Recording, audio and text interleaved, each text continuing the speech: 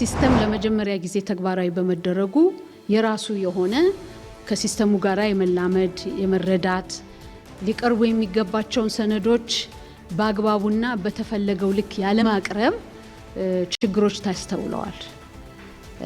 በሲስተም ደረጃ በጣም እንደ ቻሌንጅ ቀርቦ የነበረው የኦቲፒ ጉዳይ ነበር። የአሜሪካ አየር ኃይልና የባህር ኃይል ተቀናጅተው በወሰዱት እርምጃም ጥቃቱን ለመሰንዘር በኃላፊነት ላይ የነበሩ የኢራን ወታደራዊ ተቋማት ላይ ኢላማ ተደርጓል። ጥቃቱ ያረፈው ደግሞ ኢራን ሚሳኤልና ድሮን የምታስወነጭፍባቸውን ስፍራዎች የጦርና የቁጥጥር ማዕከላትን እንዲሁም የስለላና ክትትል ተቋማትን ያነጣጠረ ነው። በዓለም አቀፍ ደረጃ እየተካሄዱ ያሉ ጦርነቶችና ግጭቶች ለብዙ ሀገራት መንግስታት አንድ ትልቅ የማንቂያ ደወል እየሆኑ መጥተዋል። በርካታ የዓለማችን ሀገራት በየትኛውም ሰዓት ጦርነት ሊነሳ ስለሚችል መዘጋጀት አለብን በሚል የጦር መሳሪያ በጀታቸውን በከፍተኛ ሁኔታ እያሳደጉ ወታደራዊ ህብረቶቻቸውን እያጠናከሩና የደህንነት ፖሊሲያቸውን እየከለሱ ይገኛሉ። የሥራ ሁኔታን፣ የሙያ ደህንነትን፣ ጤንነትና የሥራ አካባቢያዊ ጥበቃንና የሁለትዮሽና የሶስትዮሽ ማህበራዊ ምክክር አሰራርን በማጠንከር በህግ መሰረት የማማከርና የመቆጣጠር ተግባራትን እያመጣጠነ ስራውን የሚያከናውን አካል ስልጣንና ተግባር መዘርዘርና መወሰን በማስፈለጉ የአሰሪና ሰራተኛ ህግ ሊወጣ ችሏል። ሰላም ጤና ይስጥልን ውድ ሀገሬ ቴሌቪዥን ተመልካቾቻችን፣ ሀገሬ ዜና ጀምሯል። የተለያዩ የሀገር ውስጥና ዓለም አቀፍ መረጃዎችን ይዘን ቀርበናል። ከዜናዎቹ ጋር ዳግም ተገኝ ነኝ። በመጀመሪያም አበይት መረጃዎችን አስቀደምን። ለሰባተኛው ጠቅላላ ምርጫ በዲጂታል መንገድ የተካሄዱ የእጩዎችና የመራጮች ምዝገባ ሂደቶች ጠንካራ ልምድ የሚቀሰምባቸው መሆናቸው ተነግሯል። በምዝገባ ሂደቶች ዙሪያ ተመዝጋቢዎችንና ብሔራዊ ምርጫ ቦርድን ያነጋገረው እሱባለው ጋሻው ተከታዩን አዘጋጅቷል። ግንቦት 24 ቀን 2018 ዓ.ም ይካሄዳል ተብሎ ቀን ለተቆረጠለት ሰባተኛው ጠቅላላ ምርጫ የምርጫ እጩዎችና የመራጮች ምዝገባ ተካሂዷል። ከሌሎች ምርጫዎች በተለየ ሁኔታ በቴክኖሎጂ ተደግፎ በተካሄደው የእጩዎችና የመራጮች ምዝገባ ከ11000 በላይ እጩዎች እንዲሁም ከ50.5 ሚሊዮን በላይ መራጮች በኢትዮጵያ ብሔራዊ ምርጫ ቦርድ ተመዝግበዋል። የመራጭነት ምዝገባቸውን በቴክኖሎጂ ተደግፈው ያከናወኑ አስተያየት ሰጪዎችም ከምዝገባ ስርዓት መቆራረጥ ጋር የተያዙ ችግሮች አጋጥመው እንደነበር ቢጠቅሱም የምዝገባ ሂደቱ መልካም የሚባል እንደነበር ገልጸዋል። አዲስ ከመሆኑ አንፃር ትንሽ ሲስተም መቆራረጥ ነበረ፣ እሷ አስቸግራለች። ከዛ ባለፈ ግን ከዛ በኋላ የተስተካከለበት አንድ ሳምንት ይመስለኛል ሲስተም አስቸግሮ የነበረው ከዛ በኋላ ጥሩ ላይ ነው ያለው። ምክንያቱም ማንነትን የሚገልጽ ነገር ያለው ማንኛውም ሰው ማስታወቂያው በተባለው መሰረት ማውጣት እንዲችሉ እየተደረገበት ያለ አግባብ አለ። ይሄ የተሻለ ነው ማለት ነው። ዲጂታል መሆኑ የአብዛኛው በቤት ሆኖ ተመዝግቧል። ጥሩ ነው። ያው በፊት መጀመሪያ አካባቢ ሲስተም አለመኖር ነበር። ያ ሲስተሙ ኦሬዲ ተስተካከለ። ከዛ በኋላ ጥሩ ሂደት ነበር። ሲስተም የለም የሚባለው ነገር ነበረ። ግን ከዛ በኋላ በፋይዳ በነዋሪነት መታወቂያ የሚለው ሁለቱም በታገሰ በመኖራቸው በዛ ልክ ሲስተሙ ወደ እንትን ሲስተሙ ሲገባላቸው በዛ ልክ መቀጠል ጀመረ። ቀደም ብሎ የተካሄደውና ሙሉ በሙሉ በቴክኖሎጂ ተደግፎ የተከናወነው የምርጫ እጩዎች የምዝገባ ሂደት በፓርቲዎች በኩል የተለያዩ አስተያየቶች ሲሰነዘሩበት የነበረ ነው። ከዚህ የምዝገባ ስርዓት ጋር በተገናኘ በፈለግነው ልክ እጩዎችን ማስመዝገብ አልቻልንም የሚሉ አስተያየቶችን ደግሞ የፖለቲካ ፓርቲ አመራሮች ሰንዝረዋል። እጩዎች ብሔራዊ መታወቂያ እንዲኖራቸው መጠየቁ በምዝገባ ስርዓቱ ላይ ተስተውለዋል የተባሉ ምልልሶችም አስተያየት ከተሰጠባቸው ጉዳዮች መካከል በቀዳሚነት የሚጠቀሱ ናቸው። ሰባተኛው ሀገር አቀፍ ምርጫ በተወሰነ መልኩ የተለየ የሚያደርገው በእጩዎች ምዝገባም ወቅት በመራጮች ምዝገባም ወቅት የዲጂታል ሲስተሙን ለመጠቀም ሙከራ እየተደረገ ነው።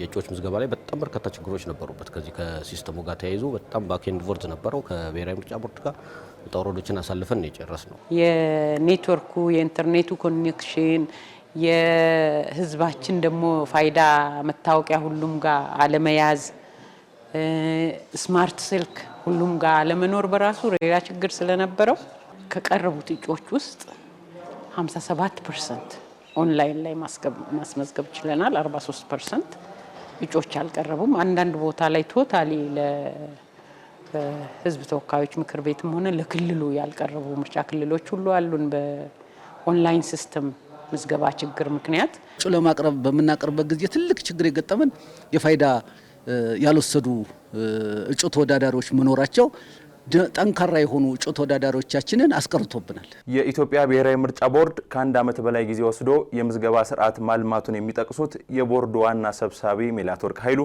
በትግበራ ሂደት ተስተውለዋል የተባሉ ክፍተቶችን ለመሙላት መሰራቱን ገልጸዋል። ይሁንና በቴክኖሎጂ የተደገፈው የምዝገባ ስርዓት የምዝገባ ሂደቱን የሚያከብድ እንዳልነበር አስምረውበታል። ይሄ ሲስተም ለመጀመሪያ ጊዜ ተግባራዊ በመደረጉ የራሱ የሆነ ከሲስተሙ ጋር የመላመድ የመረዳት ሊቀርቡ የሚገባቸውን ሰነዶች በአግባቡና በተፈለገው ልክ ያለማቅረብ ችግሮች ታስተውለዋል። በሲስተም ደረጃ በጣም እንደ ቻሌንጅ ቀርቦ የነበረው የኦቲፒ ጉዳይ ነበረ። ይሄ ዋን ታይም ፓስወርድ ከፋይዳ የሚመጣውን መረጃ ወደ ቦርዱ አፕሊኬሽን ሲመጣ የሚሰጣት 3 ደቂቃ ስለነበረች እሷስ አንሳለች የሚል የሲስተም ችግር ስለነበረ እሱን ወደ 5 ደቂቃ ከፍ በማድረግ ለማስተካከል ተሞክሯል። ከዛ ውጭ ግን በእጩዎች ምዝገባ ላይ ያለው ሪኳየርመንት በምርጫ ክልል ላይ ቢመዘገቡ የነበረው ሪኳየርመንት ነው ያለው። ቦርዱ በምዝገባ ሂደት ውስጥ ፓርቲዎችን መደገፉን የገለጹት ዋና ሰብሳቢዋ በሰባተኛው ጠቅላላ ምርጫ የእጩዎችና የመራጮች ምዝገባ ሂደት ውስጥ የታዩ ተሞክሮች ለቀጣይ ምርጫዎች ግብአት እንደሚሆኑ ጠቁመዋል። ቦርዱ በተቻለ መጠን ለፓርቲዎች የሚችለውን ድጋፍ ለማድረግ ሞክሯል። ግን ሲስተም ነው። ሲስተም የራሱ ውጣ ውረድ ሊኖረው ይችላል። በዚህ ደረጃ ሰርተናል። ወደፊት ደግሞ የበለጠ ተሻሽለን በሚቀጥለው 8ኛው ሀገራዊ ምርጫ ደግሞ የተሻለ የምዝገባ ሂደት ይኖራል ብለን አስባለሁ። ግን በዚህኛውም ይሁን በዛ በህጉ ከተቀመጠው መስፈርትና ሪኳየርመንት ውጪ የተጨመረ ነገር የለም። በዲጂታል ሬጅስትሬሽን እንዲያደርጉ ማድረጋቸው ለማለት ነው። ሰው ሰራሽ አስተውሎት አዳዲስ ነገሮችን ለማመንጨት እየረዳቸው መሆኑን የአፍሪካ የማህበራዊ ሚዲያ ተጽዕኖ ፈጣሪዎች ተናገሩ። ይህን ቴክኖሎጂ በመጠቀም አፍሪካን ማስተዋወቅ እንደሚገባም ተገልጿል። ተጨማሪ አለን። የአፍሪካን ዓለም አቀፍ ትርክት በአዲስ መልክ ለመቅረጽ ያለመው የመጀመሪያው የማህበራዊ ሚዲያ ተጽዕኖ ፈጣሪዎች ጉባኤ በአዲስ አበባ እየተካሄደ ይገኛል። ጉባኤው አፍሪካ በዓለም መድረክ ያላትን ቦታ ለማሳደግ ለሚደረገው ጥረት ትልቅ አቅም እንደሚፈጥርም ተገልጿል። ይህ ታሪካዊ ጉባኤ የአህጉሪቱን የዲጂታል ይዘት ፈጣሪዎችና ተጽዕኖ ፈጣሪዎችን ያሰባሰበ ሲሆን ስትራቴጂካዊ ውይይቶችና ለውጥ አምጪ ሀሳቦች የሚፈልቁበት መድረክ መሆኑም ተነግሯል። በጉባኤው ከተነሱት አበይት አጀንዳዎች መካከል አንዱ የሰው ሰራሽ አስተውሎት በይዘት ፈጠራ ዘርፍ እያመጣን የተባለውን አብዮት ነው። የቴክኖሎጂ ዘርፍ በፍጥነት እያደገ በመጣበት በአሁኑ ወቅት ሰው ሰራሽ አስተውሎት ወይም ኤአይ በይዘት ፈጠራ ስራ ላይ ከፍተኛ ተጽዕኖ እያሳደረ እንደሚገኝ የማህበራዊ ሚዲያ ተጽዕኖ ፈጣሪ ብሪያን ጆታ ተናግሯል። ኤአይ የሰውን ልጅ የፈጠራ አቅም ከማዳከም ይልቅ ይበልጥ አዳዲስ ሀሳቦችን ለማመንጨት መንገድ የሚከፍት ነው ሲሉም አስተያየታቸውን ሰጥተዋል። ኤአይ እንድታስብ ይረዳል። ሆኖም ኤአይን ለመጠቀም እንኳን የራሱ የሆነ ፈጠራ ያስፈልጋል። ምክንያቱም አንዳንድ በኤአይ የተሰሩ ምስሎችና ቪዲዮዎችን ስታይ ይሄ እኮ ኤአይ ነው ብለህ ወዲያውኑ ወደ ጎን ትተዋለህ። በሌላ በኩል ደግሞ ሌሎች ሰዎች የራሳቸውን ፈጠራ በማከል እዚሁ በኤአይ ገንዘብ እየሰሩበት ይገኛሉ። ስለዚህ ኤአይ የግድ ሰነፍ አያደርግም። ይልቁንም ይበልጥ አዳዲስ ነገሮችን እንድታመነጭና ለማሰብ የሚከብዱ ነገሮች ላይ እንድትደርስ መንገድ ይከፍትልሃል። ስለሆነም ለእኛ ለፈጠራ ሰዎች እጅግ በጣም ትልቅ እገዛን እያደረገ ይገኛል። የኢትዮጵያ አርቲፊሻል ኢንተሊጀንስ ኢንስቲትዩት ባልደረባ የሆኑት ሳሙኤል ራህመቱ በበኩላቸው ኤአይ ቴክኖሎጂ ከጊዜ ወደ ጊዜ እያሳየን ያሉትን እድገት አንስተዋል። ከመጀመሪያዎቹና ያልተለመዱ የኤአይ ቪዲዮዎች ጀምሮ ዛሬ ላይ ጥራት ያላቸው ሲኒማቲክ ምስሎች እስከሚፈጥሩት ዘመናዊ ቴክኖሎጂዎች ድረስ ያለውን ለውጥም አብራርተዋል። በተለይም በቂ የሰው ኃይልና ግብዓት በሌለባቸው የአፍሪካ ሀገራት ሀሳቡ ኖራቸው የቴክኒክ ክህሎት ለሌላቸው ሰዎች ኤአይ ትልቅ እድል መሆኑን ተጠቁሟል።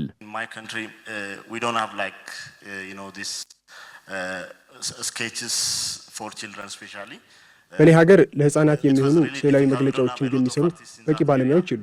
ይህ ደግሞ ስራውን ከባድ ያደርገዋል። ነገር ግን አሁን ላይ ኤአይን በመጠቀም ማራኪ ምስሎችን መፍጠር ይቻላል። በቂ ግብዓትና ስልጠና በሌለበት እንዲሁም እንደ ፎቶሾፕ ያሉ ዲጂታል መሳሪያዎችን መጠቀም ለማይችሉ ነገር ግን ሀሳቡ ላላቸው ሰዎች ኤአይ የፈጠራ ስራቸውን እንዲያሳድጉ ይረዳቸዋል። ዛሬ ላይ ኤአይን ተጠቅመን ፕሮፌሽናል የሆኑ ቪዲዮዎችን፣ ምስሎችንና ጽሁፎችን ማዘጋጀት የምንችልበት ትክክለኛው ጊዜ ላይ ደርሰናል።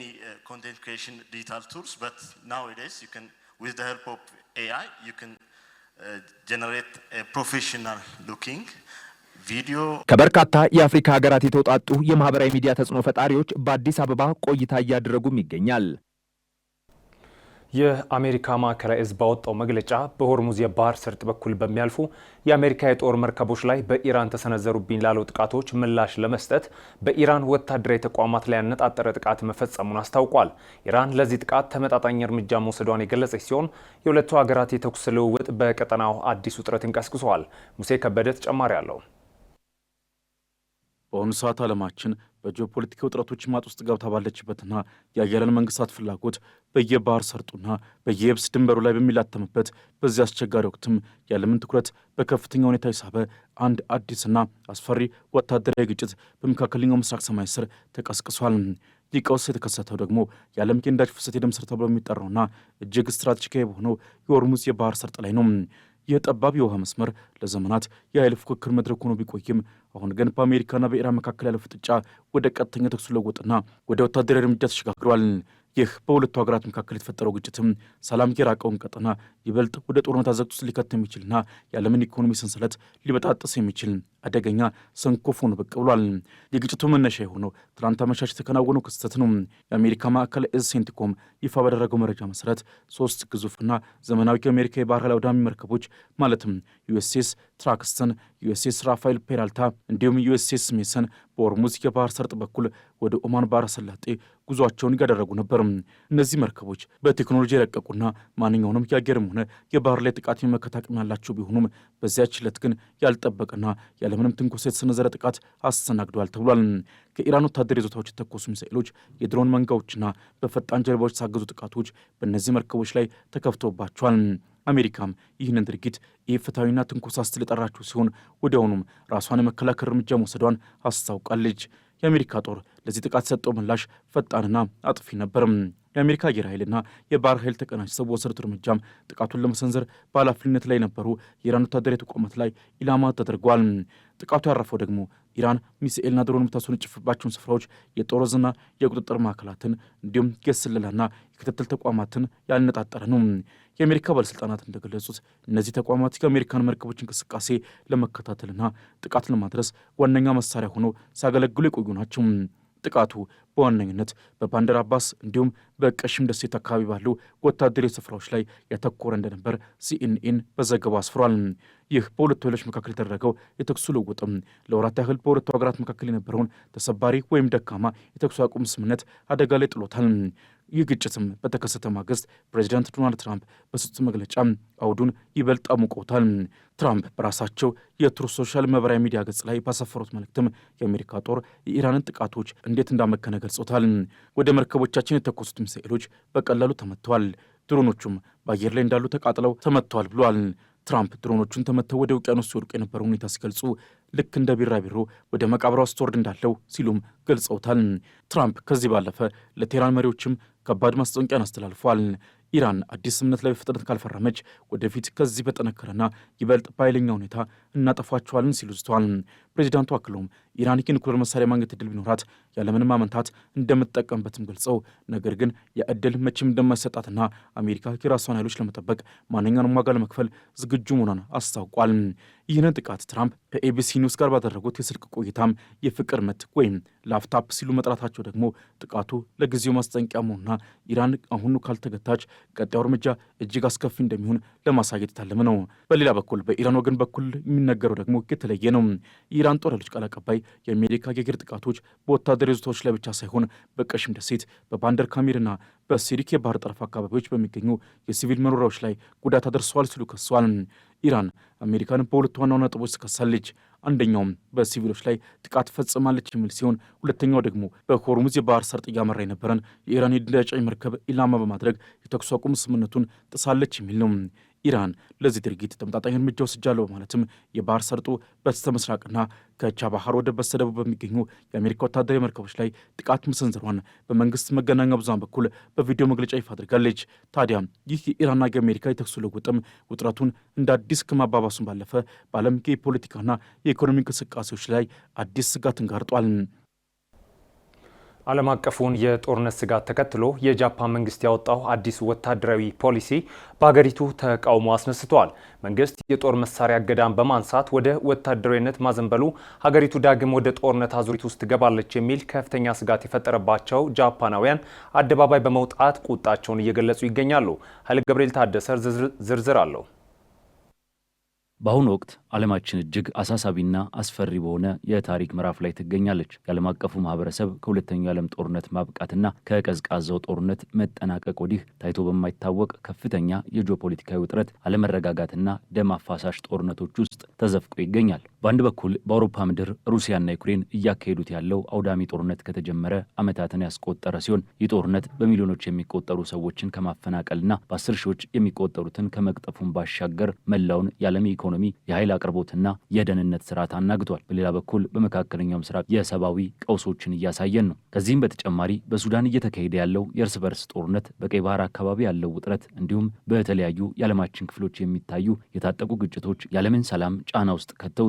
እነዚህ በአሁኑ ወቅት በዓለም አቀፍ ደረጃ እየተካሄደ ያሉ ጦርነቶችና ግጭቶች ለብዙ ሀገራት መንግስታት አንድ ትልቅ የማንቂያ ደወል እየሆኑ መጥተዋል። በርካታ የዓለማችን ሀገራት በየትኛውም ሰዓት ጦርነት ሊነሳ ስለሚችል መዘጋጀት አለብን በሚል የጦር መሳሪያ በጀታቸውን በከፍተኛ ሁኔታ እያሳደጉ ወታደራዊ ህብረቶቻቸውን እያጠናከሩና የደህንነት ፖሊሲያቸውን እየከለሱ ይገኛሉ። ይሁን እንጂ ይህ ዓለም አቀፋዊ የጦርነትና የወታደራዊ ዝግጅት ትኩሳት በሁሉም ሀገራት ህዝቦች ዘንድ በተመሳሳይ መንገድ ተቀባይነትን አላገኘም። በተለይም ጦርነት ምን ያህል አውዳሚ እንደሆነ በታሪኳ እጅግ መራራ በሆነ መንገድ ለቀመሰችው ጃፓን ይህ የዓለም አቀፍ የደህንነት ስጋትን ተገን አድርጎ ወደ ወታደራዊነት የማዘንበል አዝማሚያ ከፍተኛ ህዝባዊ ቁጣንና መከፋፈልን ፈጥሯል። ይህንኑ የዓለም አቀፍ ውጥረት እንደ መነሻና እንደ ትልቅ ምክንያት በመጠቀም በቅርቡ የጃፓን መንግስት የወሰዳቸው ጠንካራ የመከላከያ ፖሊሲ እርምጃዎች ሀገሪቱን በታላላቅ የጸረ ጦርነት ተቋሞች እንድትታመስ አድርጓታል። በአንድ የቶኪዮ ጎዳና ጥግ ላይ ቁጥሩ እጅግ በርካታ የሆነና ከጊዜ ወደ ጊዜ እየጨመረ የመጣ ህዝብ በራሱ መፈክሮችና በባንዲራዎች ተሰብስቦ ድምፁን እያሰማ ነበር። ከነዚህ መፈክሮች መካከል በአንዱ ላይ በትልቅ የጃፓን ፊደላት 2 ቃላት ብቻ በጉልህ ጦርነት ይቆም የሚል ተጽፏል። ይህ ስሜት በጃፓን ውስጥ ከጊዜ ወደ ጊዜ ድምፁ እየጎላና የህዝቡን ልብ እያገኘ የመጣ ሲሆን ሀገሪቱ በአሁኑ ወቅት ላለፉት 10 ዓመታት ታይቶ የማይታወቅ ነው የተባለውን ትልቁንና እጅግ ሰፊ የሆነውን የጸረ ጦርነት ተቃውሞን እያስተናገደች ትገኛለች። የዚህ ሁሉ ተቃውሞ መነሻ የሆነው በጥቅምት ወር 2025 ወደ ስልጣን የመጡት የጃፓን ጠቅላይ ሚኒስትር ሳናይ ታካይቺ የወሰዱት ያልተጠበቀ እርምጃ ነው። ጠቅላይ ሚኒስትሯ የጦር መሳሪያ ኤክስፖርት ላይ የነበረውን የረዥም ጊዜ እገዳ በማንሳትና የጃፓንን ወታደራዊ ሚና በውጭ ሀገራት በማስፋፋት ሀገሪቱ ከሁለተኛው የዓለም ጦርነት በኋላ ከነበራት ሰላማዊና ከጦርነት የራቀ ጠንካራ አቋም የሚያርቁ ትልልቅ እርምጃዎችን በድፍረት ወስደዋል። መንግስት እንዲህ ያሉ እርምጃዎችን አሁን ካለው የዓለም አቀፍ ሁኔታ አንጻር እጅግ አስፈላጊ ናቸው ብሎ ያምናል። በተለይም በዩክሬንና በመካከለኛው ምስራቅ የሚታየው ጦርነት እንዲሁም ውጥረት እየነገሰበት በመጣው የእስያ ቀጠና ውስጥ የጃፓን ህልውና አደጋ ላይ እንዳይወድቅ እነዚህ ውሳኔዎች ወሳኝ ናቸው የሚል መከራከሪያን ያቀርባል። ነገር ግን ለብዙ ጃፓናውያን ይህ የመንግስት ድርጊት ከፍተኛ ስጋት የፈጠረ ሲሆን ጃፓን ቀስ በቀስ የዓለም አቀፉን የጦርነት አዙሪት አካል ልትሆን ነው የሚል ከፍተኛ ማስጠንቀቂያን አስነስቷል። ጃፓን ዳግም ጦርነት የማድረግ አቅም ያላት መሳሪያ ምርታ የምትሸጥና ወታደሮቿን ከሀገር ውጭ የምታሰማራ ሀገር እየሆነች ነው የሚለው ፍርሃት እያደገ ሲመጣ ይህን የሚቃወሙ ህዝባዊ እንቅስቃሴዎችም ይበልጥ እየተጠናከሩ መጥተዋል። በተፈጥሮ በጃፓን የሚደረጉ ህዝባዊ ተቃውሞች በአብዛኛው ረጋ ያሉ ስርዓት ያላቸውና የተገደቡ ናቸው። በሀገሪቱ ማህበራዊ ስምምነትን የመጠበቅና ሁከትን አለመፍጠር ጠንካራ ባህላዊ ግንዛቤ አለ። ስለዚህ ሰዎች ይህንን ባህላቸውን ጥሰው በብዛት አደባባይ ሲወጡና ቁጣቸውን በይፋ ሲገልጹ ይህ ብዙውን ጊዜ ጥልቅ የሆነና የሀገሪቱን መሰረት የሚነካ ነገር መኖሩን ያመላክታል። በዚህን ጊዜ ህዝቡ አደባባይ ያስወጣው ጉዳይ የጃፓን ብሔራዊ ማንነት፣ የህልውና ጥያቄና ዳግም ወደ ጦርነት ላለመግባት ያለመው ጥያቄ ነው።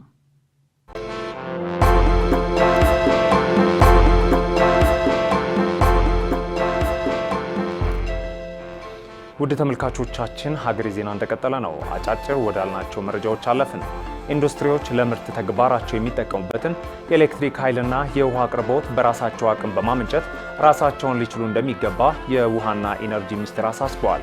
በሚኒስትሩ የተቀናጀ ሀብት አስተዳደር መሪ ስራ አስፈጻሚ ደበበ ደፈርሶ እንደገለጹት ኢንዱስትሪዎች ውጤታማና ተወዳዳሪ እንዲሆኑ የብሔራዊ የኃይል አቅርቦት ጥገኛ መሆን የለባቸውም ብለዋል። ፋብሪካዎች ለምርት የሚያስፈልጋቸውን ኢነርጂና ውሃ በራሳቸው መሸፈን የሚችሉበትን አግባብ መፍጠር እንዳለባቸውም አስገንዝበዋል።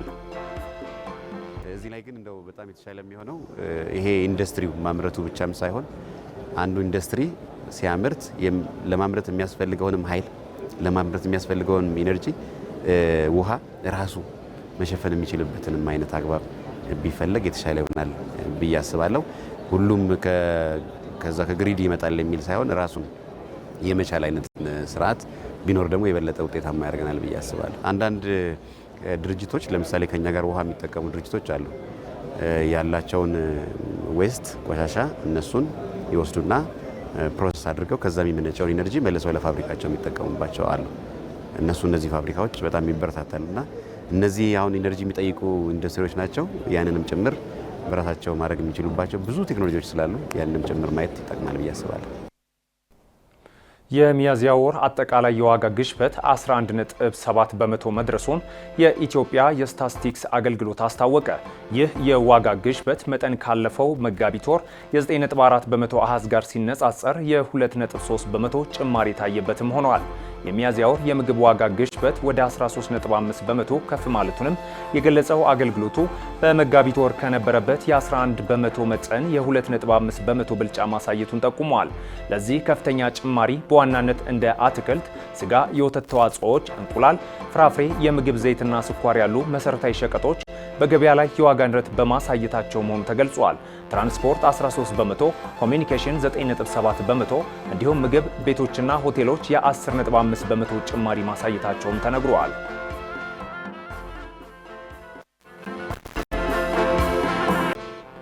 በምርጫ ቦርድ ፍቃዱ በተሰረዘው ህዝባዊ ወያኔ ሓርነት ትግራይ ህወሓት የተቋቋመውና በዶክተር ደብረጽዮን ገብረ ሚካኤል የሚመራው ካቢኔ በጸጥታ አካላት ጥበቃ እየተደረገለት ስብሰባ ማድረግ መጀመሩ ተነገረ። በጉዳዩ ዙሪያ በፕሬዝዳንቱ በኩል መግለጫ ያወጣው የትግራይ ክልል ጊዜያዊ አስተዳደር ህገወጥ ያለው ቡድን በጊዜያዊ አስተዳደሩ ካቢኔ መሰብሰቢያ አዳራሽ ውስጥ ስብሰባ መጀመሩን ገልጿል። ባለፉት ቀናት ውስጥ የተፈጠሩ ችግሮችን በንግግር ለመፍታት ጥረት ሲደረግ ቆይቷል ያሉት የጊዜያዊ አስተዳደሩ ፕሬዝዳንት ጀነራል ታደሰ ወረደ ስብሰባ ማድረግ ጀምሯል ያሉት ቡድን ህገወጥ እንቅስቃሴ ላይ መሆኑንም ተናግረዋል። ከዚህ በኋላ ለሚፈጠሩ ነገሮች ቡድኑ ኃላፊነት እንደሚወስድም ነው የገለጹት። ህወሓት በስራ ላይ ያለውን የትግራይ ክልል ጊዜያዊ አስተዳደር የሚተካና በዶክተር ደብረጽዮን ገብረ ሚካኤል የሚመራ አስተዳደር መቋቋሙን ማሳወቁ የሚታወስ ሲሆን የፌዴራል መንግስት በጉዳዩ ዙሪያ ያለው ነገር ስለመኖሩ አልተሰማም።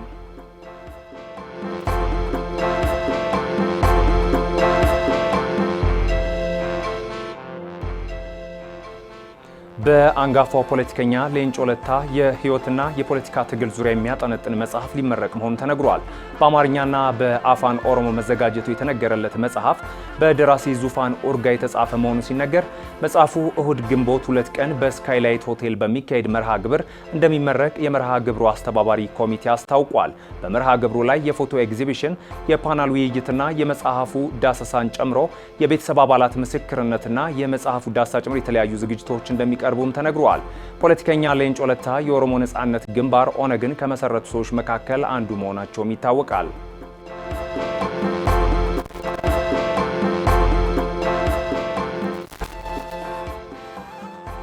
ከሀገር ማዶ ያገኘናቸው መረጃዎች አለፍን። የቻድ መንግስት በተደጋጋሚ የተከሰቱትን ደም አፋሳሽ የቦኮ ሐራም ጥቃቶች ተከትሎ ለ20 ቀናት የሚቆይ የአስቸኳይ ጊዜ አዋጅ አውጇል። አዋጁ የወጣው በዚህ ሳምንት በተፈጸሙ ድንገተኛ ጥቃቶች 2 ጀነራሎችን ጨምሮ ቢያንስ 26 የጦር ሰራዊት አባላት መገደላቸውን ተከትሎ ነው። በተለይም በባርኮ ቶሎሮም ወታደራዊ ካምፕ ላይ በተፈጸመ ጥቃት 24 ወታደሮች መሞታቸውም ታውቋል። የቻድ መንግስት ቃል አቀባይ እንደገለጹት አዋጁ የወጣው እየተባባሰ የመጣውን የደህንነት ስጋትና የሲቪሎችን መፈናቀል ለመቆጣጠር ነውም ተብሏል። ቻድ፣ ካሜሮን፣ ናይጄሪያና ኒጀር በሚዋሰኑበት የቻድ ሐይቅ ደሴቶች ላይ የቦኮ ሐራም ታጣቂዎች መሽገው ተደጋጋሚ ጥቃቶችን እየፈጸሙ እንደሚገኙ አስታውሶ የዘገበው አፍሪካ ኒውስ ነው።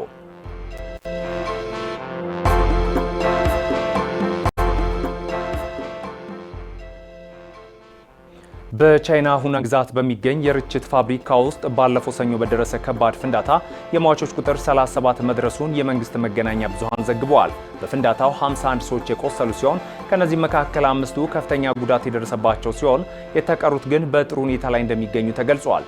አደጋው የደረሰባት ሊዋንግ ከተማ የቻይና የርችት ማምረቻ ማዕከል ስትሆን ከ400 በላይ ድርጅቶችን በመያዝ የሀገሪቱን 70 በመቶ የርችት ኤክስፖርት ሸፍናለች። ይህን ክስተት ተከትሎ በሁናን ግዛት የሚገኙ ሁሉም የርችት ፋብሪካዎች ስራቸውን በአስቸኳይ አቁመው መጠነ ሰፊ የደህንነት ምርመራ እንዲያካሂዱ ትዕዛዝ ተላልፈዋል። ከአደጋው በኋላ ከ1500 በላይ የድንገተኛ አደጋ ሰራተኞች በቦታው ተገኝተው የነፍስ አድን ስራዎችን ያከናወኑ ሲሆን የሀገሪቱ ፖሊስም በአደጋው ወቅት በቸልተኝነት የጠረጠራቸውን 8 ግለሰቦችን በቁጥጥር ስር አውሎ ምርመራ እያካሄደ እንደሚገኝ አናዶሉ ዘግበዋል።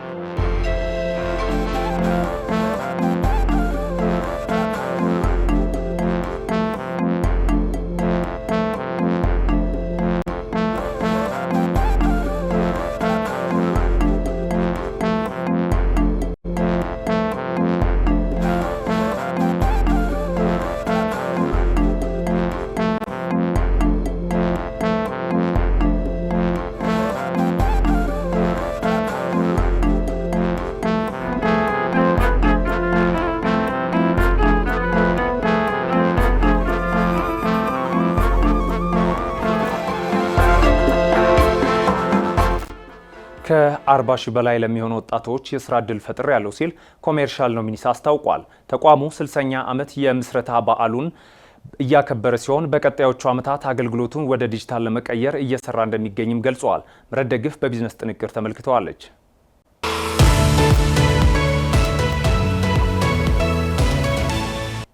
በኢትዮጵያ ንግድ ባንክ ስር የሚተዳደረው ኮሜርሻል ኖሚኒስ ከ40 ሺህ በላይ ለሚሆኑ ወጣቶች የስራ ዕድል መፍጠር መቻሉ ተገልጿል።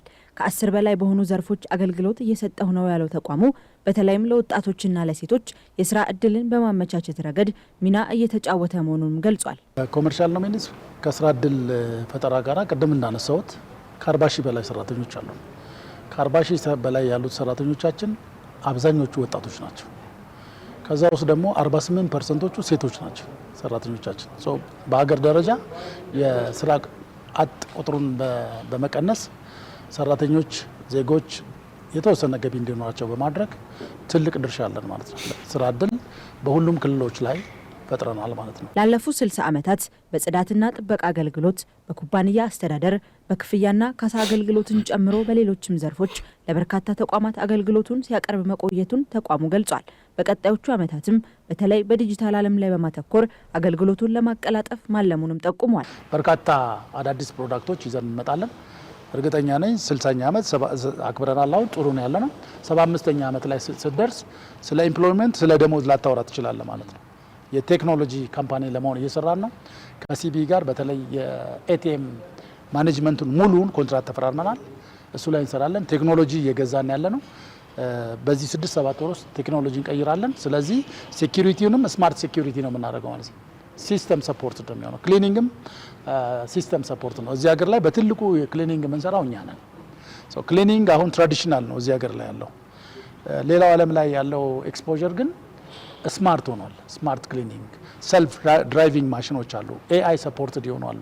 እነሱን ወደዚህ ማምጣትና የሰው ኃይላችንን ሳይቀንስ አጣጥመን የምንሰራበት ነገሮች እያሰብን ያለ ነው። ተቋሙ በበጀት ዓመቱ ከ7 ቢሊዮን ብር በላይ የትርፍ ውጤቶችን ለማስመዝገብ አቅዶ እየተንቀሳቀሰ መሆኑንም ገልጿል።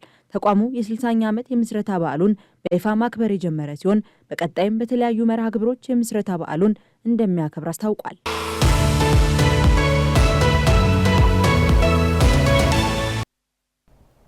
አንድ ሰው የስራ መሪ ተብሎ ከተሰየመ በኋላ ከአሰሪው ጋር አለመግባባት ቢፈጠር መብቱን ለማስከበር የሚሄድበት መንገድ ለየት ያለ ነው። ስለሆነም እንደ አንድ መሪ መብቱ እንዳይሸረሸር ሕጉ ለእርሱ የሰጠውን ትርጓሜና የከለላ ገደብ በሚገባ ማወቅ ይኖርቦታል። የዛሬው ከጠበቃው ጋር ትኩረት ነው። ተከታትለን እንመለስ።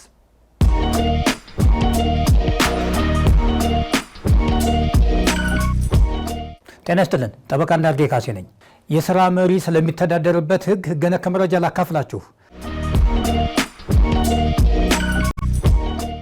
አሰሪና ሰራተኛ የጋራ ላይ ኖሯቸው የስራ ግንኙነቶቻቸውን መሰረታዊ በሆኑና በህግ በተደነገጉ መብቶችና ግዴታዎች ላይ በመመስረት አስተማማኝ የኢንዱስትሪ ሰላም፣ የዘላቂ ምርታማነትና የገበያ ተወዳዳሪነት አቅም በመፍጠር ሀገራችን ለተያዘችው ፈጣን የኢኮኖሚ እድገት የማስመዝገብ ብሔራዊ ግብ በትብብርና በጋራ እንዲሰሩ ማድረግ ጠቃሚ በመሆኑ ሰራተኞችና አሰሪዎች የየራሳቸውን ማህበራት በሙሉ ፈቃድና ነፃነት በማቋቋም በመረጧቸው ህጋዊ እኩሎች አማካኝነት መብትና ጥቅማቸውን ለማስጠበቅና ግዴታዎቻቸውን በአግባቡ ለመወጣት የህብረት ድርድር እንዲያደርጉ በመካከላቸው የሚነሱ የስራ ክርክሮችም የማህበራዊ ምክክር ስርዓትን ጨምሮ በሌሎች አማራጭ መድረኮች በተቀላጠፈ ሁኔታ መፍትሄ እንዲያገኙ የሚያስችል ስርዓት መዝጋት አስፈላጊ በመሆኑ ሰራተኞችና አሰሪዎች የየራሳቸውን ማህበራት በሙሉ ፈቃድና ነፃነት መሰረታዊ የስራ ላይ መብቶችንና ግዴታዎችን ግንዛቤ ውስጥ በማስገባት ለኢንቨስትመንትና ሀገራዊ የኢኮኖሚ እድገት ግቦች መሳካት ምቹ ሁኔታ መፍጠር የሚያስችል የአሰሪና ሰራተኛ ጉዳይ አስተዳደር ስርዓት መመስረት አስፍራ እንዲቻል እንዲሁም የስራ ሁኔታን፣ የሙያ ደህንነትን፣ ጤንነትና የስራ አካባቢያዊ ጥበቃንና የሁለትዮሽና የሶስትዮሽ ማህበራዊ ምክክር አሰራርን በማጠንከር በህግ መሰረት የማማከርና የመቆጣጠር ተግባራትን እያመጣጠነ ስራውን የሚያከናውን አካል ስልጣንና ተግባር መዘርዘርና መወሰን በማስፈለጉ የአሰሪና ሰራተኛ ህግ ሊወጣ ችሏል። የስራ መሪ ማለት በህግ ወይም እንደ ድርጅቱ የስራ ጠባይ በአሰሪው በተሰጠው የውክልና ስልጣን መሰረት የስራ አመራር ፖሊሲዎችን የማውጣትና የማስፈጸም ስልጣን ያለው ወይም ሰራተኛን የመቅጠር፣ የማዘዋወር፣ የማገድ፣ የማሰናበት ወይም የመመደብ ተግባሮችን የመውሰድ ስልጣን ያለው ግለሰብ ሲሆን እነዚህን የስራ አመራር ጉዳዮችን አስመልክቶ የአሰሪውን ጥቅም ለመጠበቅ አሰሪው ሊወስደው ስለሚገባው እርምጃ በማንም ሳይመራ የራሱን የውሳኔ ሀሳብ የሚያቀርብ የህግ አገልግሎት ኃላፊን እንደሚጨምር በህጉ ተገልጧል። አንድ ሰራተኛ የስራ መሪ ነው ወይስ አይደለም የሚል ክርክር ሲነሳ እነዚህ ከላይ የተገለጡት መስፈርቶች ወሳኝ ናቸው። በተግባር በፍርድ ቤት ክርክር እንደምንመለከተው አንዳንድ ሰራተኞች ቅጥር ሲፈጽሙ በስራ መዘርዝራቸው ላይ የስራ መሪ መሆናቸውን የሚያሳይ ሀሳብ የሰፈረበት ቢሆንም ነገር ግን በተግባር አንድ የስራ መሪ የሚያከናውናቸውን ስራዎች የማይሰራ ከሆነ እንደ ስራ መሪ ሊቆጠር አይችልም። በተቃራኒው አንድ ሰራተኛ ሲቀጠር ተራ ሰራተኛ መሆኑን የሚያሳይ የቅጥር ደብዳቤ ከተሰጠው በኋላ በተግባር እያከናወነ ያለው አንድ የስራ መሪ የሚያከናውናቸውን ተግባር የሚፈጽም ከሆነ የስራ መሪ ከመሆን አያልፍም። ዋናው ነገር በቅጥር ደብዳቤ ላይ የተገለጠው ስያሜ ሳይሆን በተግባር ከሚያከናውነው ስራ ላይ ነው። የስራ መሪ ከአሰሪው ጋር አለመግባባት ሲከሰት ክርክሩ የሚመራው በአሰሪና ሰራተኛ ህጉ ሳይሆን በ1952 ዓ.ም በወጣው የስራ ውልን በተመለከተ ህግ መሰረት ሲሆን ክስ ሲያቀርብ የዳኝነት በመክፈል ወይም በድሃ ደንብ መሆኑ ሊታወቅ ይገባል። አመሰግናለሁ።